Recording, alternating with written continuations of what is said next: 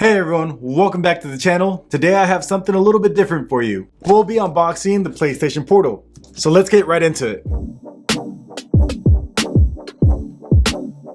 Don't want to waste too much time on the brown box. Let's go ahead and get into it.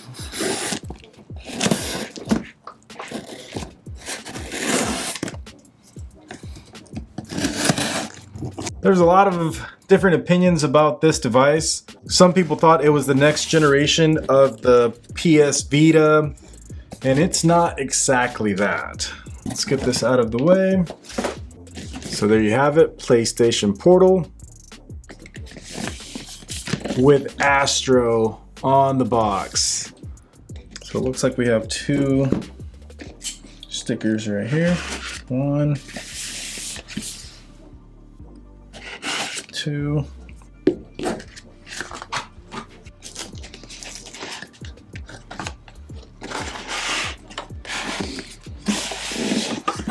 Box within a box.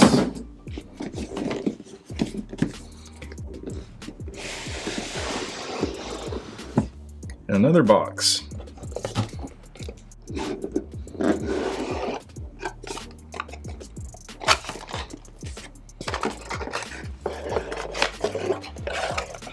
So we have the charging cable, set that to the side. I don't expect, much of anything to be in the box itself. Here is the PlayStation Portal itself. It's a little bit, maybe a little bit heavier than I anticipated. Now I have been waiting 6 months to get this in. Even though people seem to have different opinions about it, it still has been difficult to get your hands on one of these. Now this is a 8-inch LCD display with a resolution of 1080p and a frame rate of 60 frames per second. That's a little underwhelming. I thought that maybe this would be an OLED display when it first released. Initially, I did think that it was the next generation of the PlayStation Vita. However, really soon found out that it's only a remote player. Not more of a remote player, but only a remote player. So this is not a competitor with a Nintendo Switch per se. It's not the next generation of the PlayStation Vita. It is not a standalone device. This, you have to pair it with a PlayStation 5 in order for it to work. So it's an accessory to your PlayStation 5, not something that you can buy to play on its own.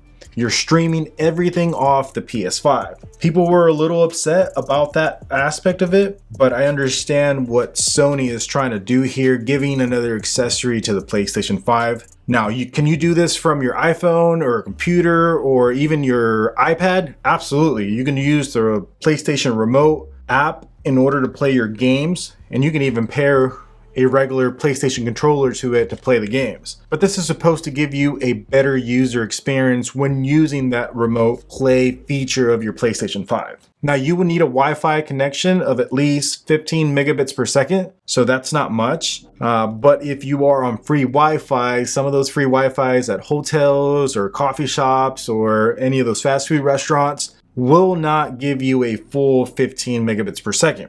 So that's something to keep in mind. If you are going to be traveling with this, you will need at least that speed in order to be able to play on the PlayStation Portal. Now let's tear this off. And let's go ahead and turn it on. There we go. We get the PlayStation symbol. Now I'm not gonna do any playing in this video because I want to test it and give you a full review of how it actually performs.